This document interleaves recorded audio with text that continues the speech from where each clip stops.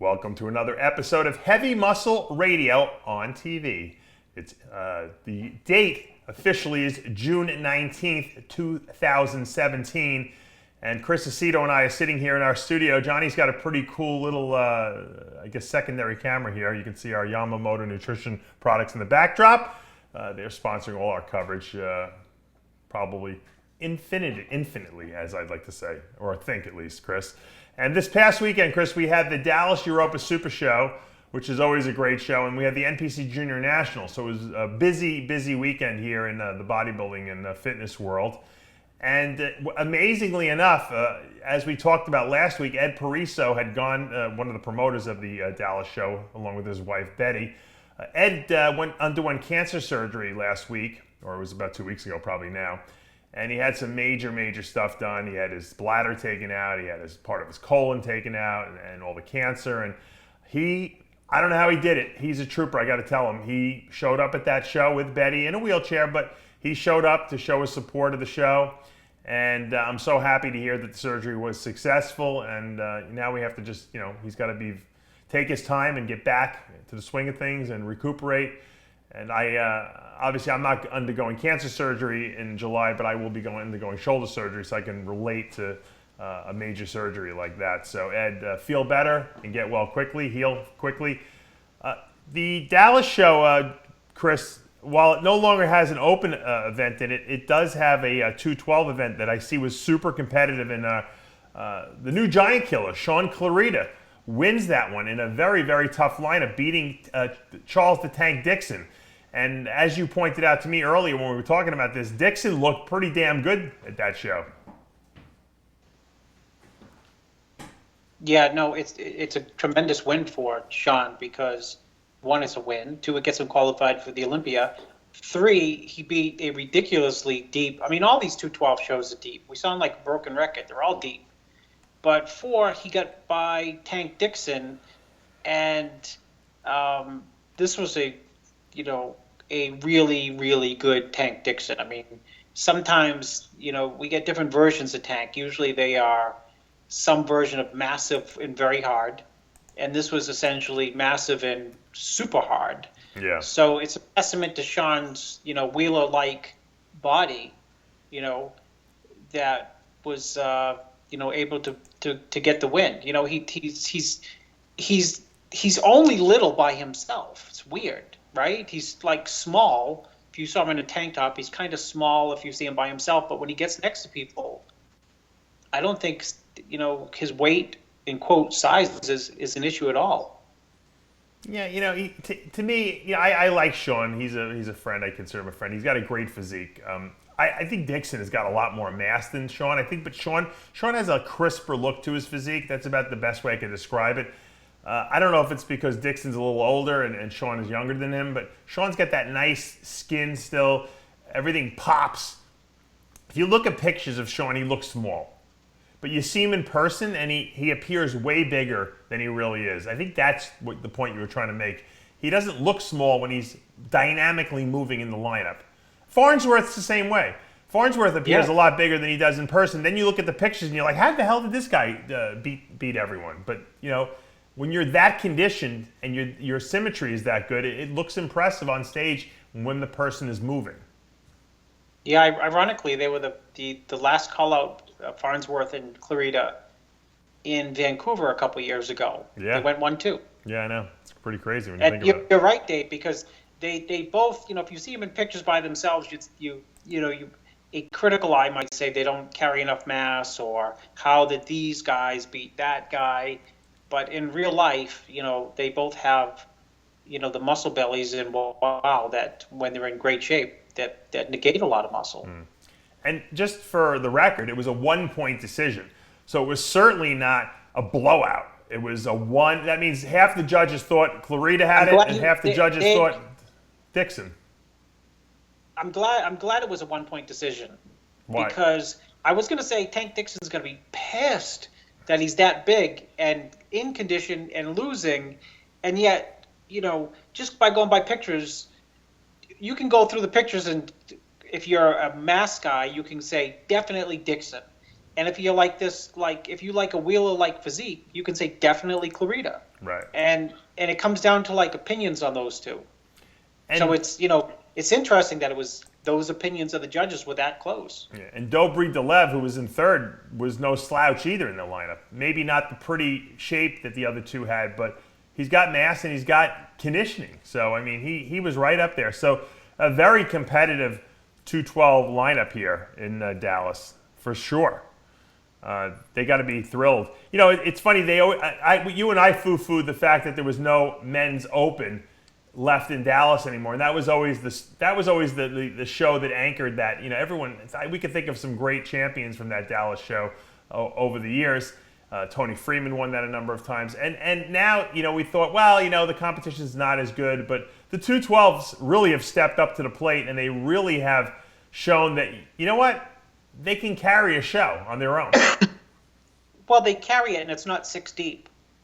You know what I mean? It's like, it's a lot of competitors, and the guy who gets like fourth to last is tremendous. Yeah. Right? Yeah. Johnny just had a picture of Ed Pariso and his family up there. And he's got the whole it's like a family affair now, because they got the 4 shows. They got Phoenix, they got Dallas, they have Charlotte and Orlando, and so, you know, it's a full. He built a huge business for his family now to take over. You know, even though Ed is sick, it doesn't matter, because, you know, the wheels are in motion. He's not the only guy doing everything like he used to be in the past. Him and Betty used to do everything themselves. Now they have a staff, and it's pretty incredible what they built.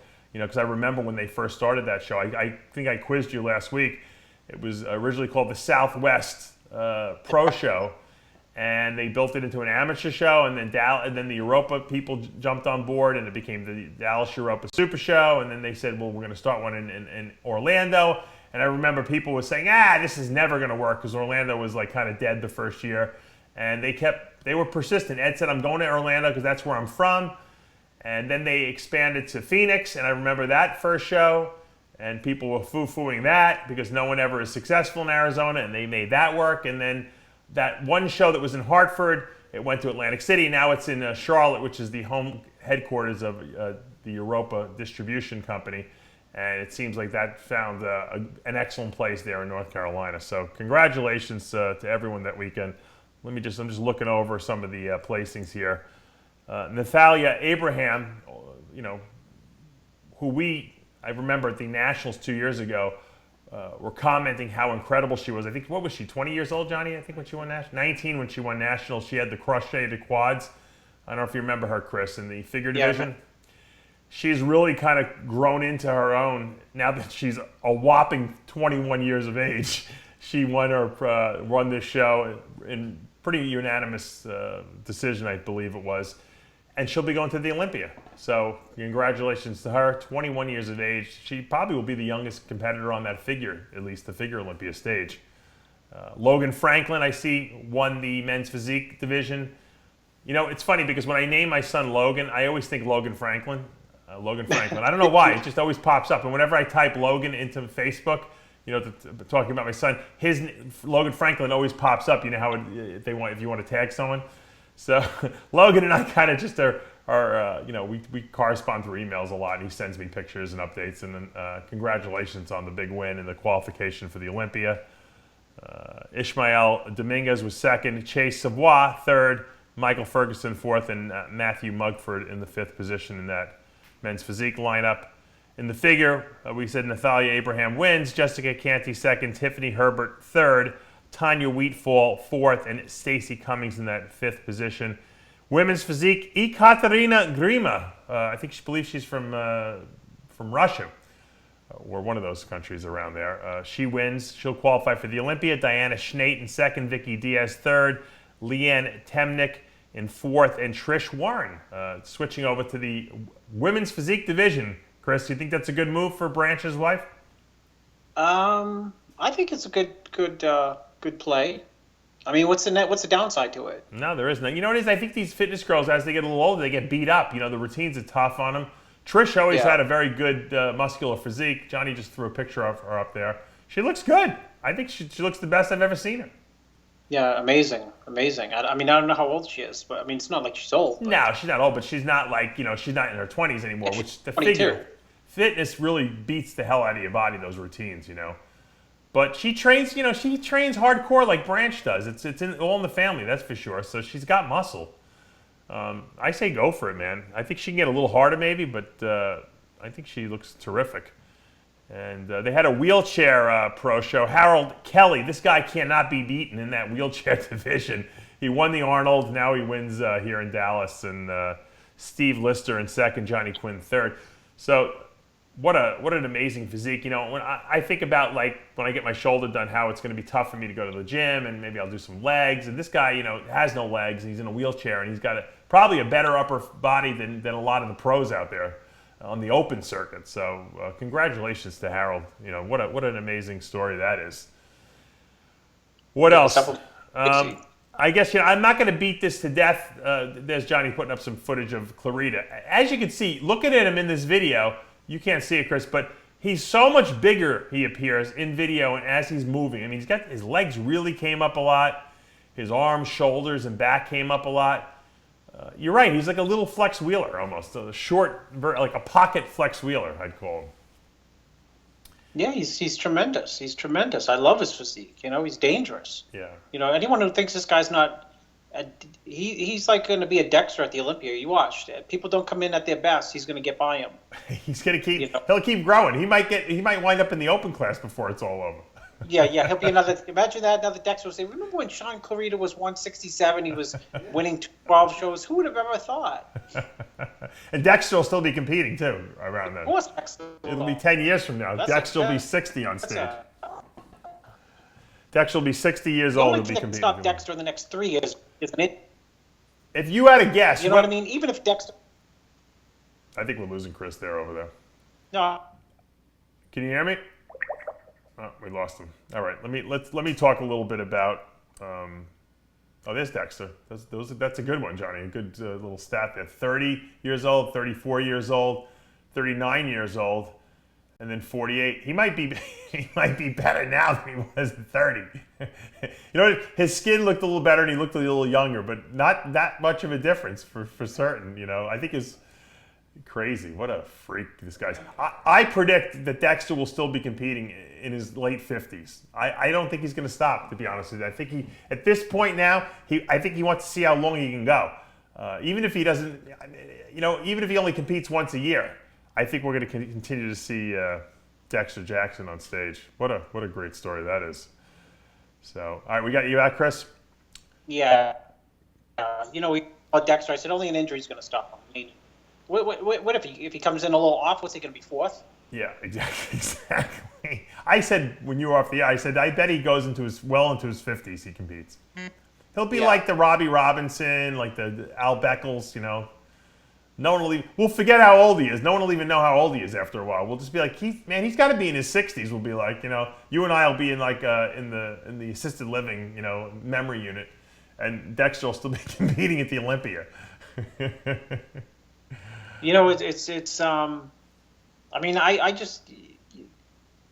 What? He's going to be right there this year. That means he's going to be right there next year and then the year after. So that puts him at 50. Right. I mean, he might go down as one of the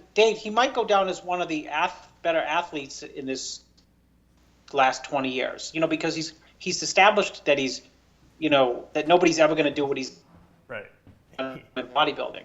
He might not have the greatest physique of all time, but he has longevity. And he's won every title. So how could you say the guy's not a freaking, one of the best of all time? I mean, that's what I mean. Knowing how to win is just as important probably as being having a great physique. There's Robbie Robertson right in the back of the video. He's clearly going to be winning pro shows at 50, Dexter. Clearly.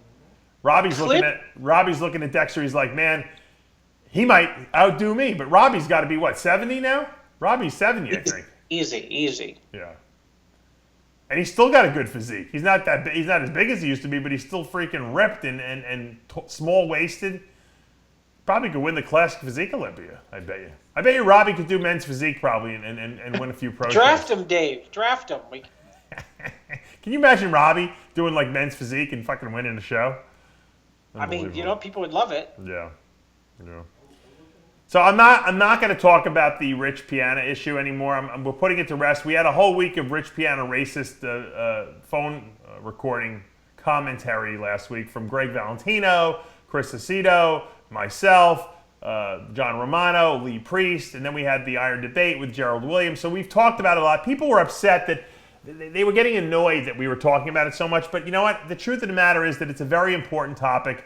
And, you know, in Hollywood, when Mel Gibson came out with the racist tape, you know, it was nonstop news because it is important. And there are, you know, bodybuilding is a melting pot of many different races. So I think it was important that we do these shows.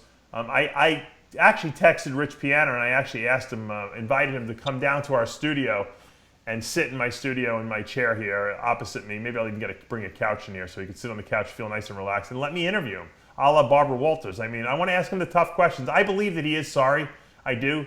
I think he has remorse, but I'd like to interview him and ask him the questions that people are really wondering.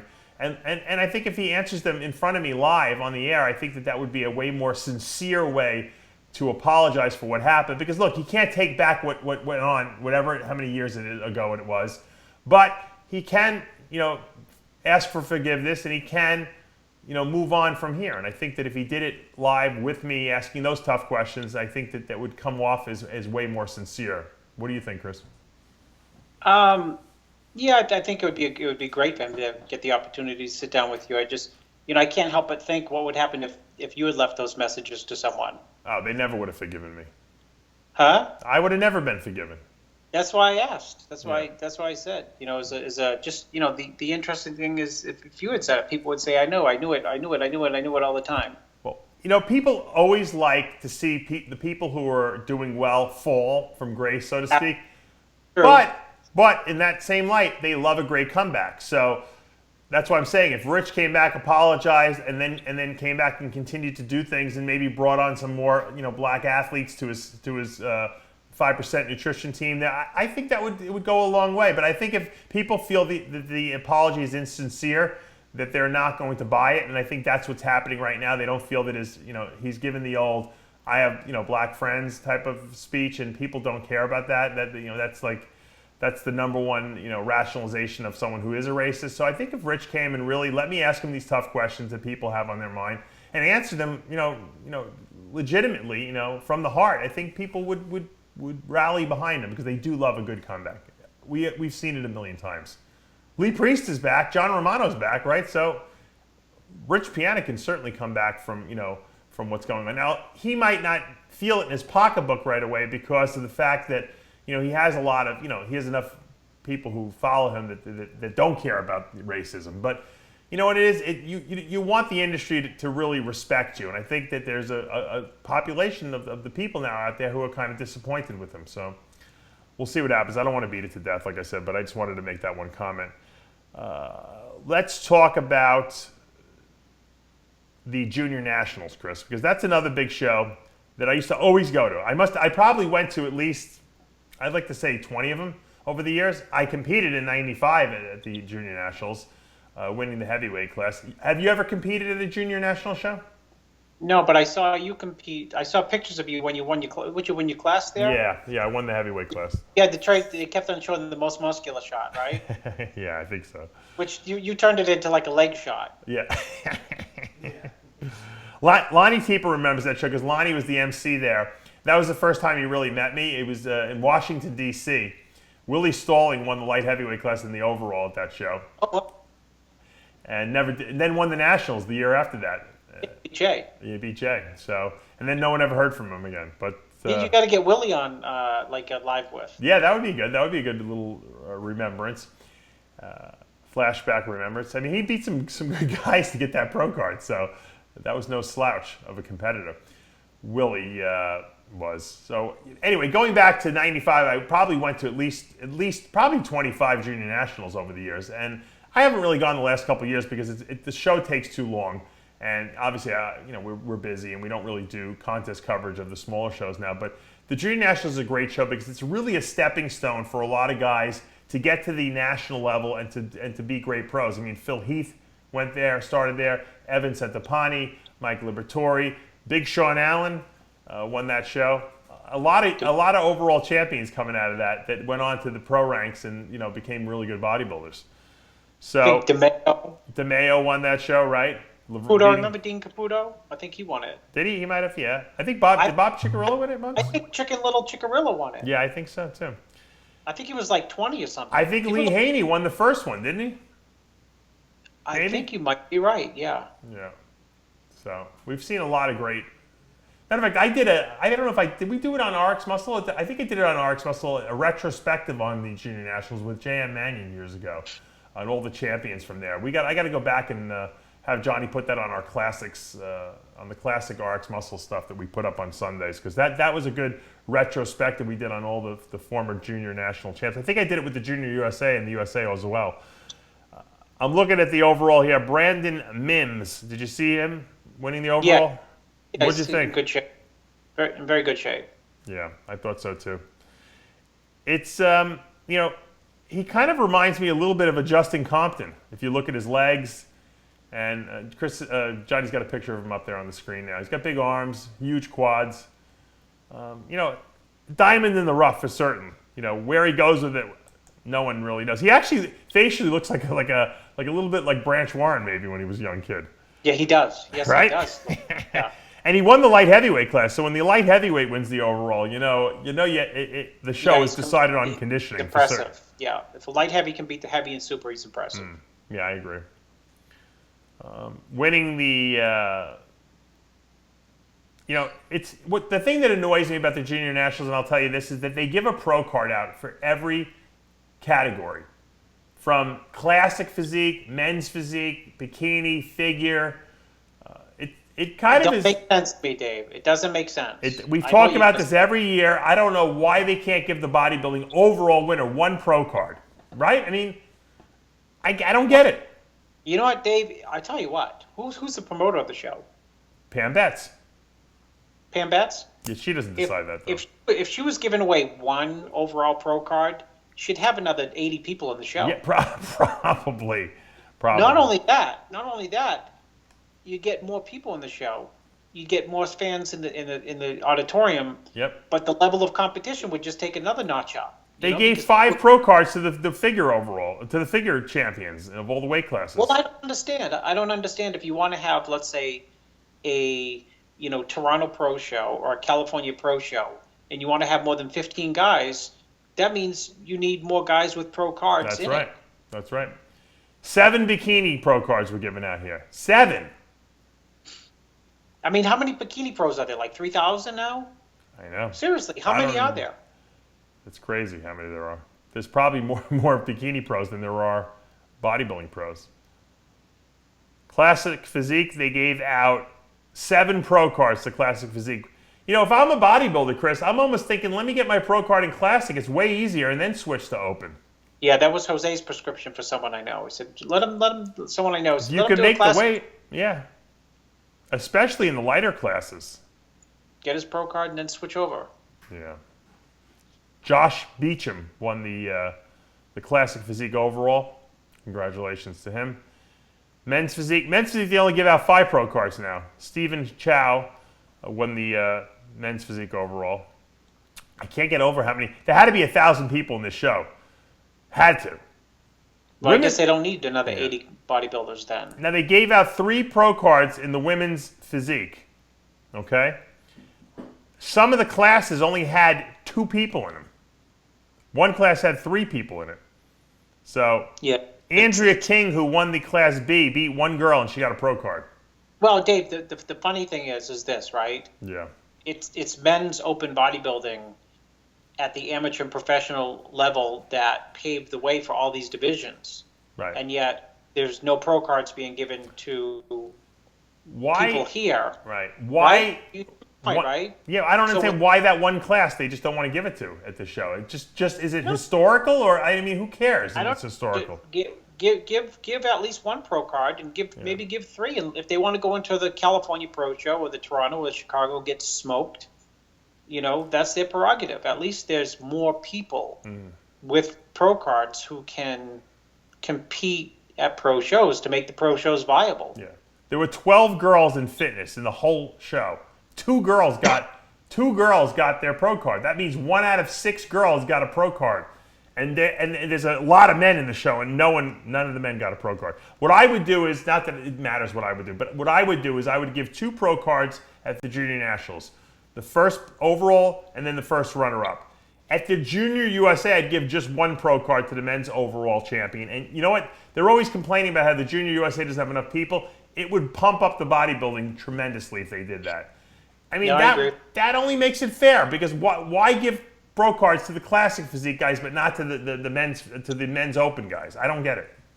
Doesn't make sense. I don't know. Maybe it's a conversation you have to have with someone. You know, because it's I keep hearing, well, we had a pro show, we didn't get a lot of competitors in the open class.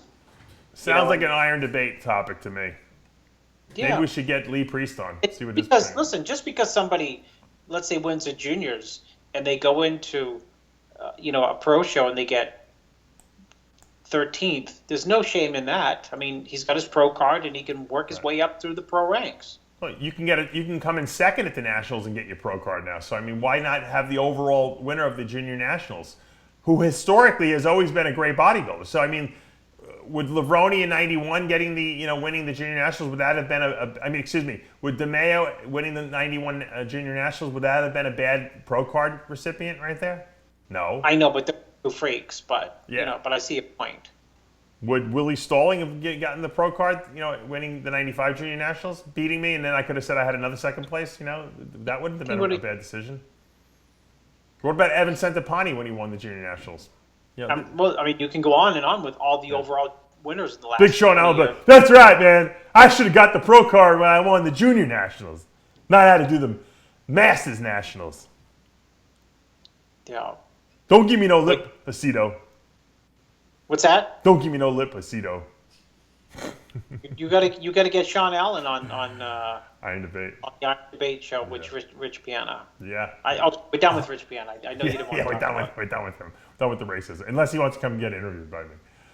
But Sean, what would Nasser think about about all these pro cards being given out?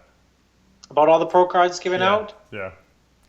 If they were giving out pro cards to those who'd say, I know people in Yugoslavia and Egypt, they mow lawns and train at the YMCA, and they could beat the junior national competitors.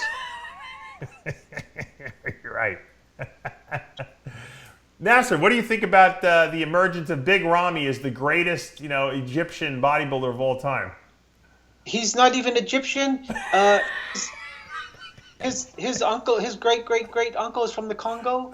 It's Egypt is in North Africa, but Congo is in deep Africa. He's actually black, right? Yes, he's actually black. He is not Egyptian. I'm not racist. That's what I would say. Yeah. But let me tell you, NASA wasn't racist. He just didn't like people with opinions different than his. Yeah, exactly. That was his own. That's right. So Gregg Valentino was fired. Did you see that again? Second firing in the last couple of years. Yeah, I heard he got fired from Muscle Sport. Yeah, Joe Piataro fired him. He's mum on it though, right? He's kind of like... No, he was on the show. If you guys haven't caught it, it's gotten a lot of hits, the show. But no, I had Valentino on. He talked about it. He said that him and Joe were not seeing eye to eye, and Joe was speaking to him very disrespectfully, as if he's like the hired help. And he was only... What shocked me was that Gregg was supposed to be some sort of a partner there with Joe, and Joe was paying Gregg $250, I think, or $200 a month to do 20 videos and 4 radio shows. Can I figure out? I don't know, but can I make a loyalite conjecture? Yeah. Joe probably didn't like he was doing stuff with Generation Iron. No, I don't think that was the problem. I think that he just he wanted Gregg to work. He kept promising him stuff, and he did. It's not a profitable endeavor doing what we're doing here. Media websites. It's very hard to survive and pay the bills. Obviously, I wish I could pay Gregg, pay you what I pay Gregg, but I wouldn't be that disrespectful to do it. Johnny only gets $100 a week, $100 a month, but he's Puerto Rican. They're used to that. So I thought Johnny pays you. No. I have to pay for his gas money for the month. That's it. But no. The truth is, look, if you want employees who are going to stay and be loyal to you, and who are going to work hard, you have to give them something. You have to pay them a respectable salary. I mean, Gregg doesn't make any money, doing anything else. I mean, he doesn't have a job. So he really needs, income coming in if he's going to devote, that much time to do a video every day of the week, 5 days a week, and then to do the 4 radio shows a week. I mean, that's a big time commitment on his part. And he had to edit the videos himself and upload them. So it's a big job. So, I understand, but I also understand where Joe's coming from, because Joe's trying to build something and he doesn't have a lot of extra money laying around, and I guess he figured maybe once it caught on. But I'll tell you one thing, when you're building a media website, it doesn't happen overnight. Johnny and I have seen it. It takes a long time to grow these things. RxMuscle has really just started seeing some really nice growth. I mean, we always had the loyal fans that watch it, but trying to get fans outside the sport or new people coming in, you have to constantly be putting out high quality content. And not everyone likes the content. We got a lot of dislikes on some of the Rich Piana stuff we did because people don't think it's relevant. But unfortunately for me, I only put up stuff that I like, so it doesn't matter what anyone else likes out there. I try to decide what I think is important to report on as a journalist in our industry, and we go from there. Speaking of journalists, Chris, I don't know if I'm sure you are aware, because I think you told me about it, but Peter McGough has left Muscular Development and is now over at Flex, back where he originally started. My inside sources, I'm not going to reveal who they are, I've been saying this for months, have said that Peter is owed a tremendous amount of money from Blackman. Even though he pretended like they're on good terms, I know for a fact that he's owed money. Well, I mean, your inside source? My inside sources, inside the Peter McGough camp. There's only, inside, I thought you meant inside MD, because I was saying there's only 3 people, Ron, John, and Blackman. That's. No, this is one of Peter McGough's very good friends told me this, and I feel bad for Peter, and like I said, I never was trying to bash him, but Peter actually almost started a fight with me over defending Muscular Development, who owed him money. I mean, that's how ludicrous, and I said that right from the beginning. I knew they had to owe him money, and it's disgusting to treat someone like Peter's, I guess caliber, a guy who's been in our industry so long, to treat him like, he's once again the hired help. At least Pietero was paying Gregg $200 a month. Blackman can't even make that payment to McGough. So Peter went back to Flex, which is probably where he should end his career, because he started there, and they're the only real magazine that's really got any kind of journalistic integrity that's left. Not that a lot of people read magazines, but if there is a magazine that can be depended upon, it's probably Flex Magazine at this point in time. So I'm glad Peter's back over there. I'd actually like to interview Peter, just because I think he's a wealth of knowledge, and that I know he's got a terrific collection of bodybuilding memorabilia, and he lives right in Fort Myers, believe it or not, which is like 20 minutes from where I am. So maybe at some point in the future we'll get an interview with Peter. Hopefully he forget. John, wow. To see Kai's glutes here in San Marino. I can't wait to see him up on stage. Woo! I forgot about that. That was great. Oh, you put the NASA one up. Johnny found on Snapchat you could like superimpose people's faces, so he superimposed my face on. Oh, there it is. Johnny, I want that sent to me. Nasser El-Sabati, and I am now a species nutrition athlete. And I just want to tell Chris Aceto. Who's that, Nasser? Yeah, that was my. Send those to me. Send those to me. We probably sent them to you in the past. They're classics. They're certainly classics. No, you didn't. I need a laugh. Now, did you hear that Phil Heath is? Well, I think we had mentioned this before. Phil Heath is no longer with Ultimate Nutrition. Yeah, I knew that for a while. Chris, Oh, wait. I'm number one guru. Oh, and I have Kylie and Dexter Jackson. That was my George Farrow one. That's the best one of all time. Yeah. That one you saw, yeah. So yeah, Phil Heath was fired from Ultimate Nutrition, from what my sources tell me, inside the Phil Heath camp there. And people have been emailing me. I guess they're just finding out about this. I had heard about this a couple weeks ago from, I don't even remember who told me, but they're asking me if he's broke. And I said, he won $400,000 at the Olympia last year. I don't think Phil Heath is broke. I said, but I'm sure financially it was a big hit to lose a big contract like that. do you think that Phil will be picked up by another company, or what do you think is going on now in the industry? You think that these companies are sick of paying out these big, high-ticket, salaries? Reframe that question. What do I think is going on? Do you think that Phil will be re-signed by someone, or are people? I mean, I'm sure Phil is demanding, at least $500,000 a year, if not more. Are these companies? First of all, do they have the money to pay out? And the second question is, will they pay out? Well, having the money and having the desire to give it away is two different things. Yeah. Because it's hard to figure out. What the it's return. always hard to figure out when you're advertising. What is the return on it, other than looking at your monthly statements and seeing that they're progressively your sales are going up. Right.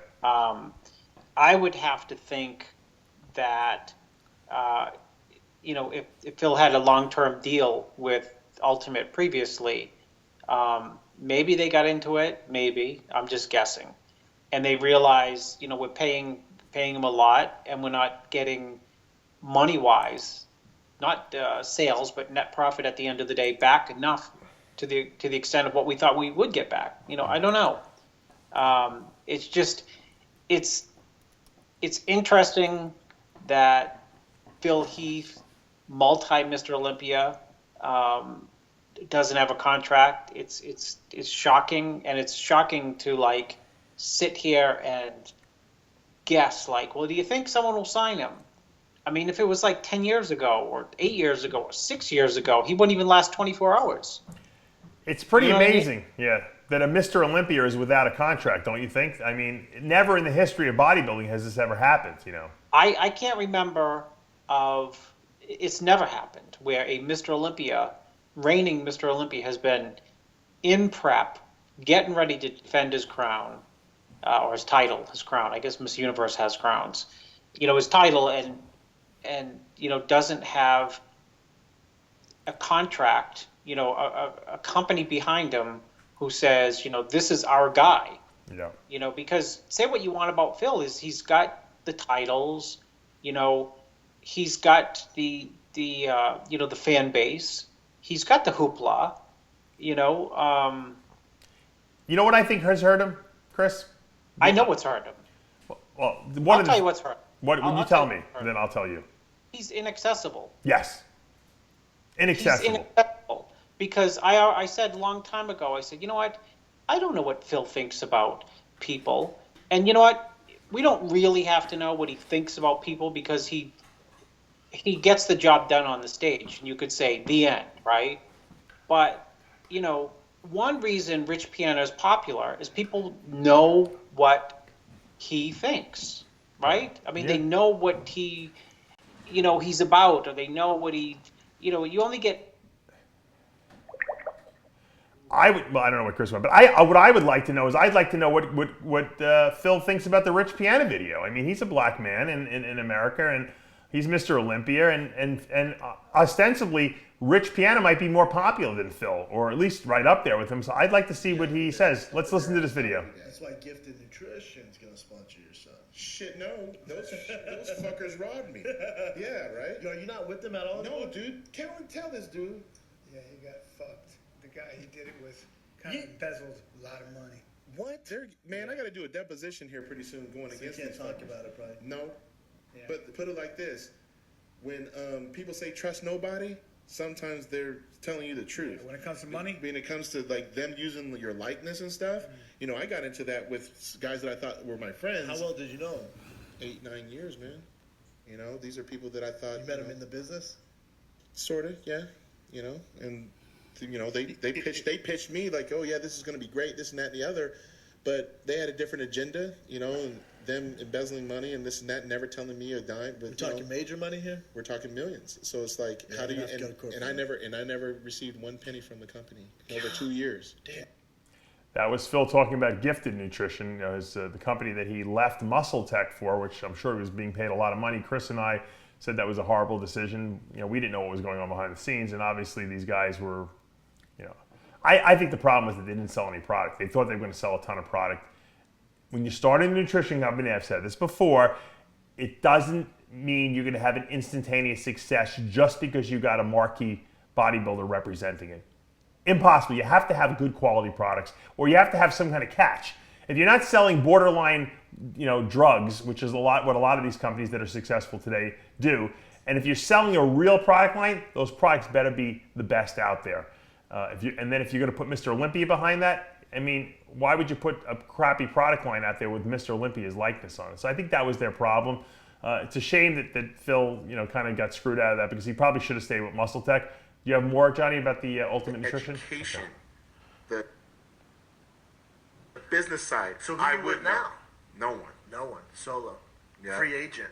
Yeah. Taking offers. Maybe. Your girl No. says no. No, I've Don't got want to to be part of it. right now. No.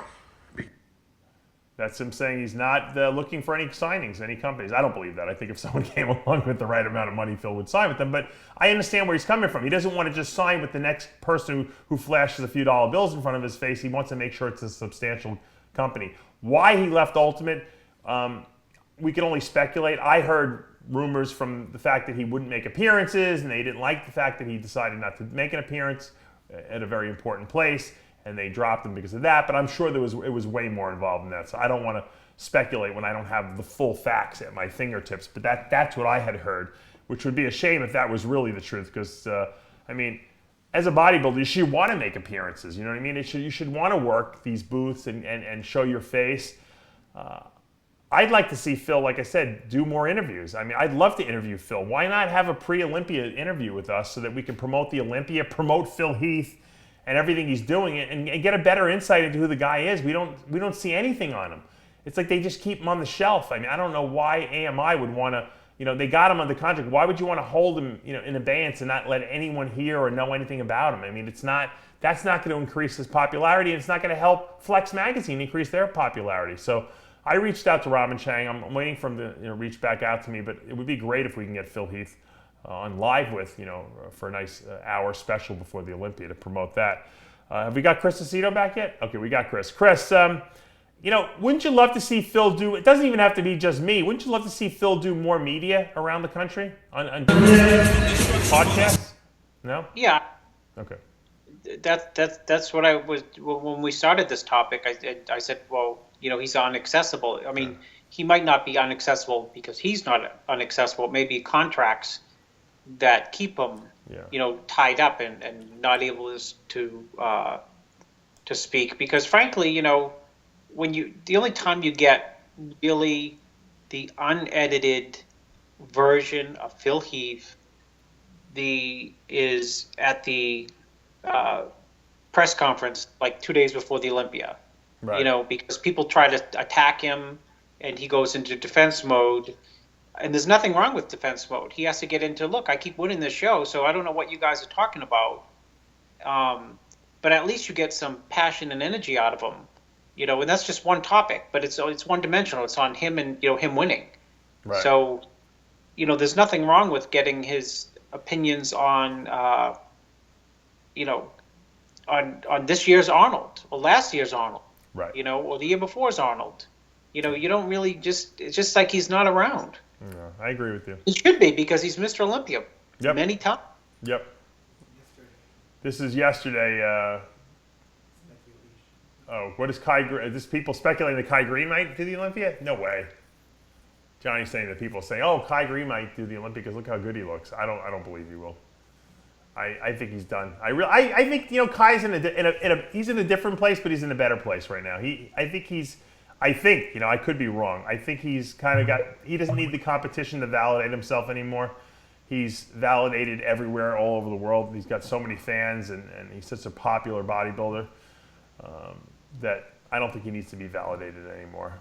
I certainly think that he's proved once and for all he's one of the best bodybuilders of all time and one of the freakiest, and certainly one of the most desirable in terms of making appearances. I mean, people always just flock to him. So he's got some sort of charisma that people really enjoy. I think we're going to take a commercial break, Johnny, because I want to let the sponsors be heard. When we come back, I want to talk to people. A lot of people are always, I'm annoyed by spam email, and I'm going to tell you how I'm getting to the bottom of it and getting rid of it. So guys, stay tuned, and we'll be back in 2 minutes. A legendary name in hardcore Hardcore supplementation. Iron Mag Labs. 100% original, patent pending andro compounds. The most effective, hardcore, groundbreaking bodybuilding supplements in the world. Iron Mag Labs. Revolutionizing hardcore supplementation for more than a decade. Visit ironmaglabs.com. ironmaglabs.com. Hi, I'm Dave Palumbo, and I just had a protein shake made with Quest Nutrition's new salted caramel protein powder. And I can tell you this, it's on a whole new level. It's a total reinvention of the protein shake. The taste is incredible, and its creamy texture and richness make it taste like a real caramel milkshake. It's incredibly low carb, less than 1 gram of sugar, and 22 grams of protein in every serving. No soy, and it's gluten-free. Just add water, ice, a scoop of protein, and shake it up. It's that easy. I actually look forward to drinking this shake. And Quest Nutrition has got a total of 7 different flavors. They come in convenient single-serving packets so you can mix and match. Check out loveyourproteinpowder.com for more information on Quest protein powders and some delicious shake inspirations.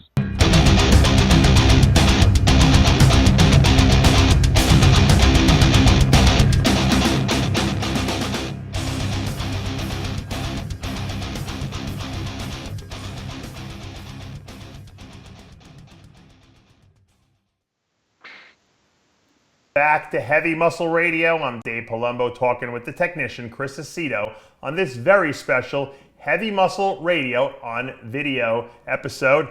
Chris, we were talking about everything from Kai Green possibly making a comeback at the Olympia, which I don't believe, to Phil Heath not having a contract, to Valentino getting fired from Muscle Sport, to Ed Pariso, coming back from cancer surgery and showing up at the Dallas Europa Supershow. Peter McGough going back to Flex Magazine, leaving MD behind in his rearview mirror.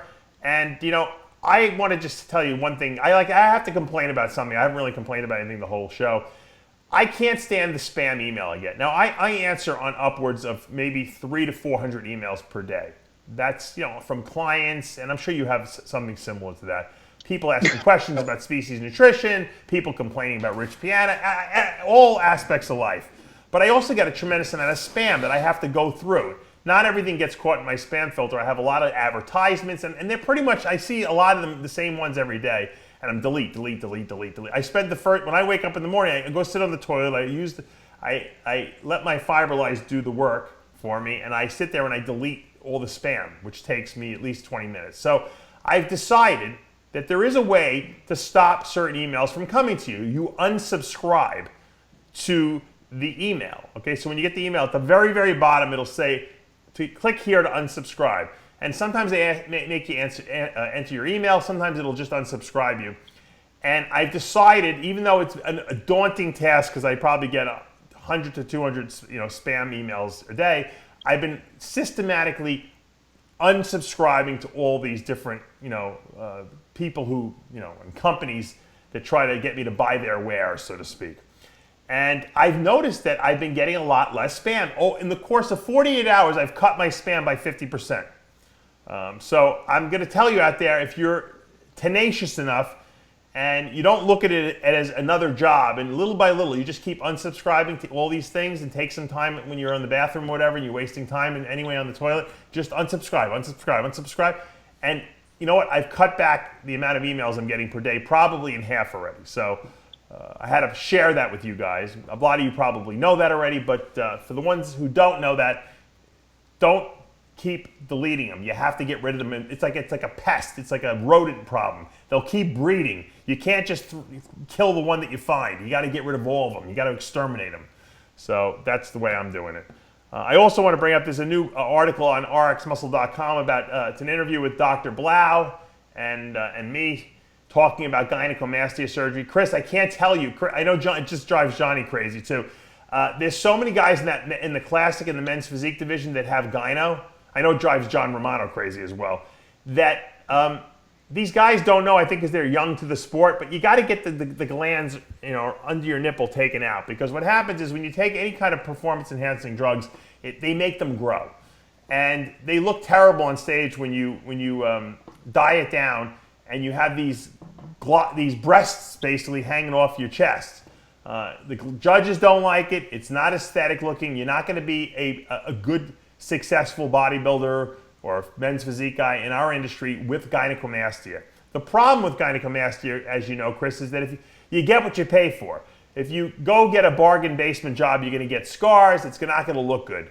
Also, if you don't get a surgeon who knows how to take all the glands out, they will grow back. So I've been, I was one of Dr. Blau's first patients back in 1990.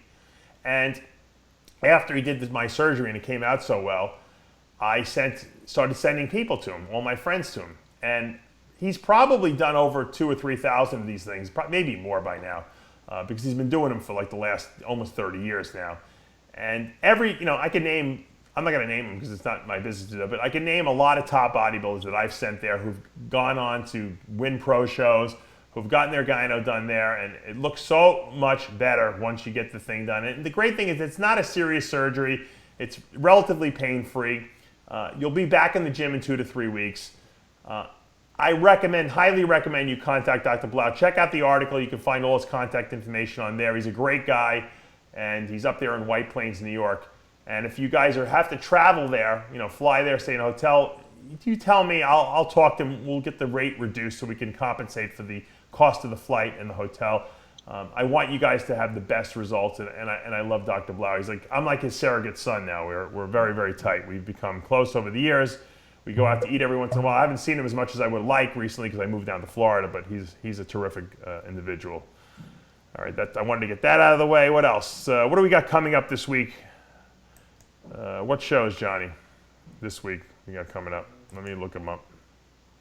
I know we got another big one.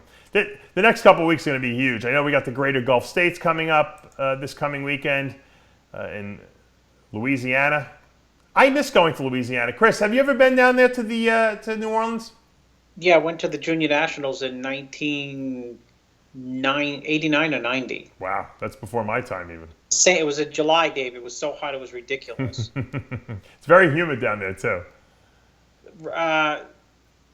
At that show, Wheeler was second at the juniors. Wow. DeMayo was third, and Robert Rothrock won.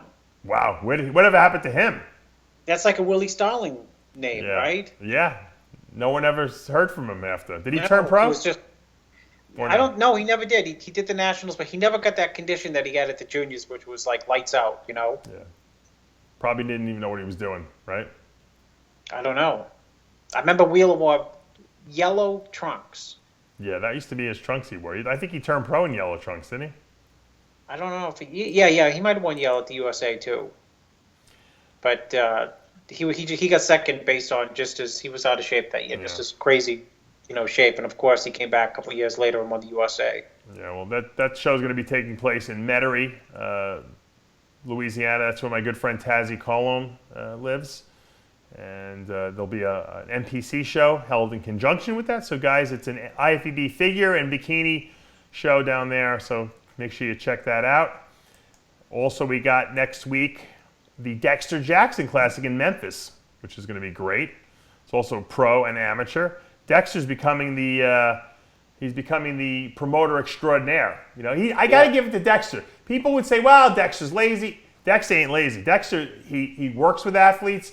He runs, his shows all over the country, and he does the work himself. This guy doesn't let other people do all the work for him. He got his eyes on everything that goes on, and that's why the quality of the show is always so good.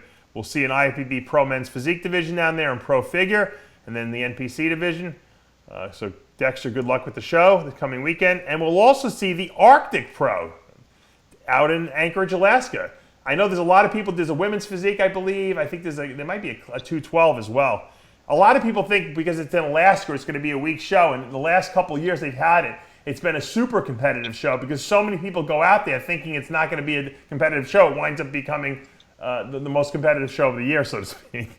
But that's going to be great. I love to see that we have a show in Alaska, because now we're truly now we truly have a diversified amount of shows. I mean, if you can go to Alaska and get a good competitive show, that just shows you the camaraderie and the passion for our sport. Don't you think, Chris?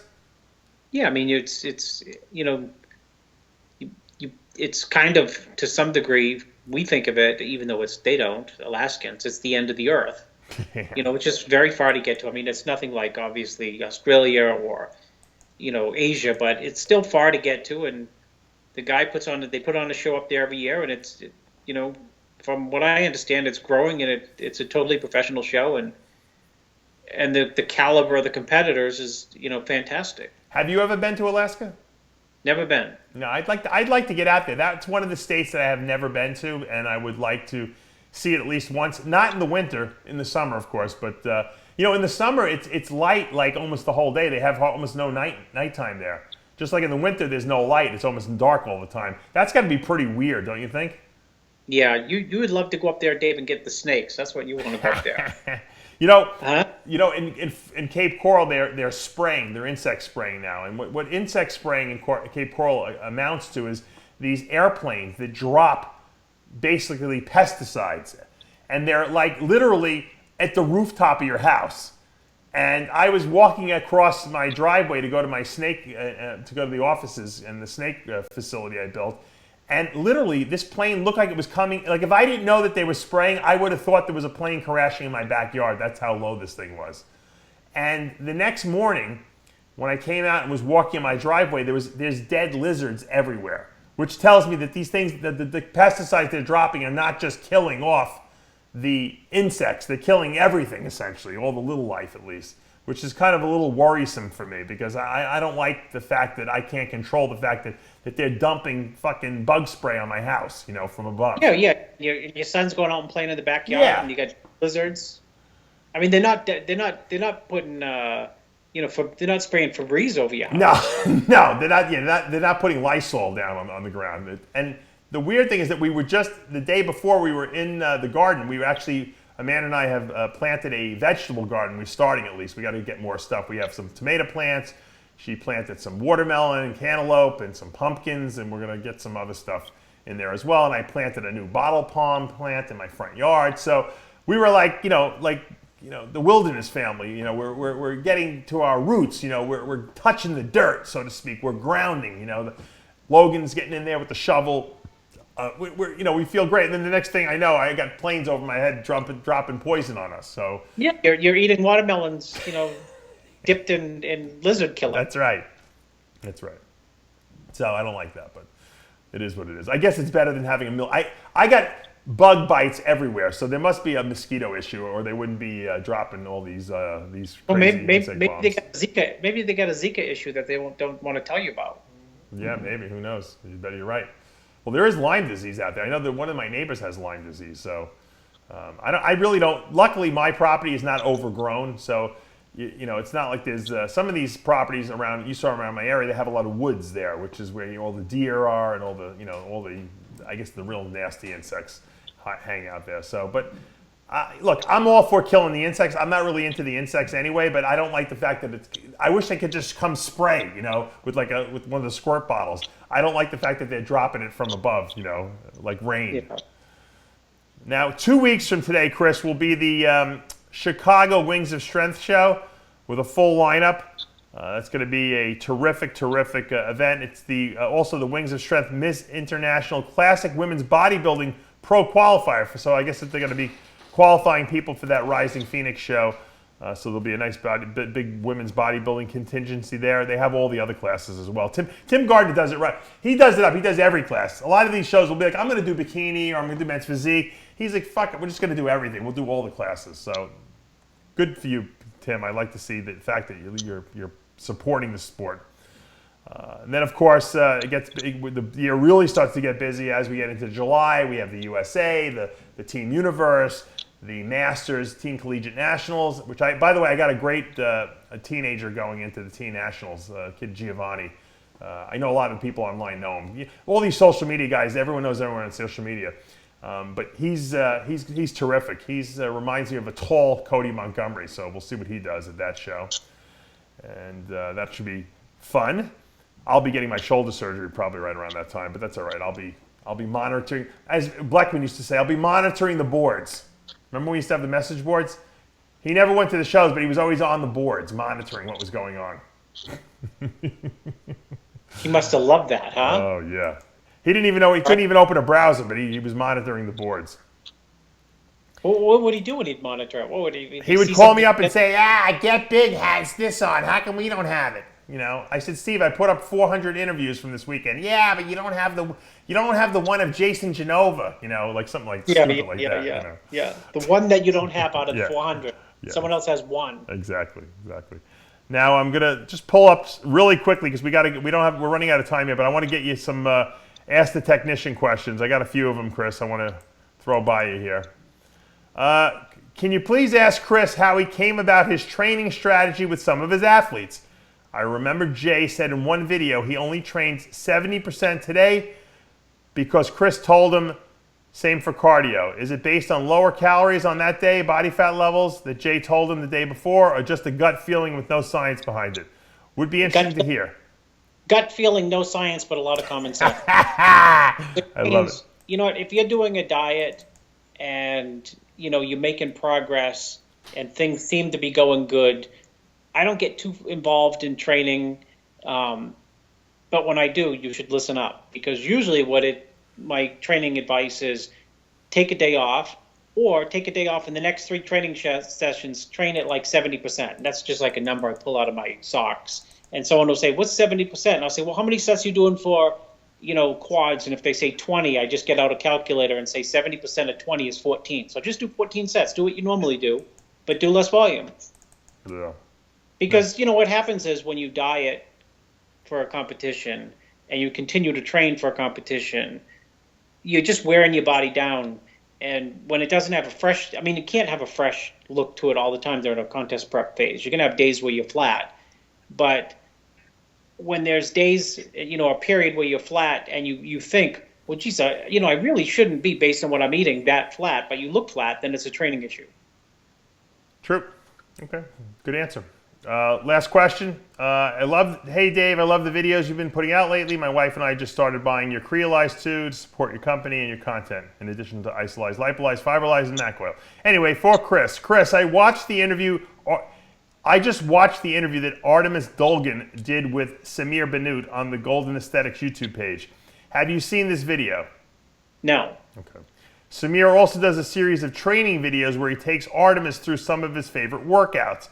I love the passion Samir still has for the sport and his philosophy on bodybuilding and life. He's still pretty big, damn big too. What's your take? Oh, Samir's the best. Believe me. Dave, I don't know if you remember, but we always do the wrap up in Vegas in the parking lot, like after prejudging, and who inevitably comes on by, it's Samir, and we always want to get his opinion because he will give you his opinion like it's world peace depends on his opinion. In other words, he's careful and measured what he has to say. He's thoughtful about it, and he loves bodybuilding. He's, we have a lot of Mr. Olympias, not a lot, but there's a small handful of Mr. Olympias who frankly could care less to go to the Mr. Olympia. Sure. Samir can't wait to go to the Olympia, and in his mind, if he's listening to this, he will absolutely agree with me. He analyzes every single competitor. This guy's flat, this guy's full, this guy's holding water. Oh, if he could just bring up his hamstrings and lower back, he'd move up 3 places. And he can go on for hours and hours about any topic that's bodybuilding related. Talk about sodium, he can talk for 3 hours. Talk about water, he can talk for 3 hours. Talk about carbs, he can talk for 3 hours. Protein, 3 hours. Joe Eater, 3 hours. What do you think he thinks about Milos's insulin protocol?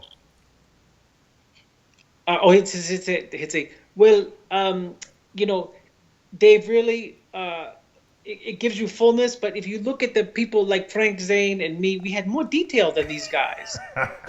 The water retention from the glycogen in the intracellular spaces and the water caused by aldosterone going up, insulin causes that. And, he's obsessed with sodium, isn't he? Oh, yeah. He's obsessed with water retention. You know why?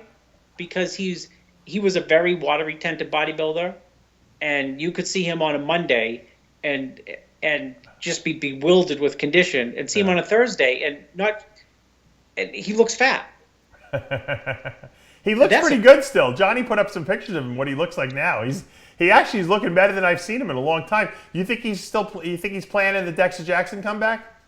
No, he's not planning a Dexter, but no one loves bodybuilding like Samir. But you know that Samir in the back of his head still thinks that the comeback is possible. You know it. No. Unfortunately, he's dealt with that. But Dave, let me tell you, I think the two most passionate people, three people who sleep, eat, and live bodybuilding 24/7. Yeah. Always. I mean, always. Samir, Serge Nubret, and Joe Weider. And Lou Ferrigno. Lou Ferrigno. Lou Ferrigno too? Yeah, I think so. I mean, wherever Samir is right now, something is in his head right now about bodybuilding. Well, here, I'm going to give you a question. We'll end the show on this. If they came out with a Masters Olympia over 60, just over 60 division, who would be the first three guys that would enter the show? You already named one of them, so. Well, Samir would be one. Samir would be the first on the list. Who else? I'm trying to think available. Robbie Robertson might do it. I was going to say he'd be second. Who else? Okay. You just put up a picture. You, Samir, and who else is there? In Qatar. Oh, yeah, from 1990 or something. Wow. That's a good picture. Yeah, there was no skyline then. None. Yeah, now it's probably, you can't even see the backdrop now, probably. There's such a big skyline. Yeah. So I don't know who the two. Samir would be one, Robbie Robertson, and I don't know, would Frigno compete? Maybe. But try to compete, but he's only probably in the late 50s. Yeah, he's not 60 and over. Come on, think about it. There's someone we're missing. God, it's got to be someone we see at shows all the time who still looks decent. Yeah. Maybe Chris Dickerson. I don't know. No. I don't know. I give up. I don't know. I'm trying to come up with the list. The top three. Top three over 60 bodybuilding. Maybe Zane. Zane's got to be 70 though. They probably could do it over 70. But he's done. He's done. Okay. Maybe. Yeah. I think Tom Platz is done too. I'm thinking guys that are still in the gym and still banging away at the weights. Robbie definitely would be in it. Samir for certain, just because he would think he could win it. And maybe Ferrigno, but I don't think Ferrigno would compete, even though he'd probably look pretty good, because he still looks pretty good right now. What about Arnold? Would Arnold come out of retirement for a 70 and over? No. 70 and over. Robbie Robertson, Arnold Schwarzenegger, and who else would be over 60? Over 70. And Al Beckles. How about that? He's probably 80 by now, Al Beckles. Yeah, he's still around. I'd pay a lot of money to watch that. The over 70 pose. They don't even have to diet. Just put them up there on stage, like no tan, nothing. Just pose down. That would be crazy, wouldn't it? Well, it would be crazy. We should get two of those guys. Like nice to get two of those guys on an Olympia pregame show. Yeah. Robbie, Samir, you'd have to extend it to like 8 hours because Samir likes Big Ronnie, huh? He thinks he's a good bodybuilder. I know he was very high up on him last year. He thought he should have won. On who? Ramy? Yeah, he thought Ramy should have won the Olympia, remember? Oh, yeah. But I think he might be biased. Who knows? All right, that's good. I think that's pretty good. We got a lot on. I thought we had nothing to talk about, and as always, we talked for over an hour. So, guys, hopefully you are enjoying all the coverage here at RxMuscle.com. Please, subscribe to the RxMuscle YouTube channel. I'm gunning for 100,000 viewers. We're just about 80,000 right now. We've gotten a tremendous amount of subscribers over the last 6 months, and that's all thanks to you guys who support what we do. I know sometimes you don't love the content we do. Sometimes you love it and are crazy about it. But once again, I try to balance our coverage to really, cover all the sport, not just what people out there think they want. We have a great interview coming up this week with Alicia Young, who is one of the, no pun intended, youngest female bodybuilders on the circuit. She came in almost last place at her show 2 weeks ago, and she talks a little bit about that. She's one of the biggest bodybuilders out there as well. So we're going to find out what the future holds for women's bodybuilding in her mind and what happened at her show. So guys, you'll want to stay tuned for that. We also have Iron Rage, my rants this week. We'll probably do an Iron Debate at some point as well. So a lot of coverage coming up this week. For now, though, we're out of time. Until next week, remember, with Heavy Muscle Radio, The truth hurts. good night, everyone.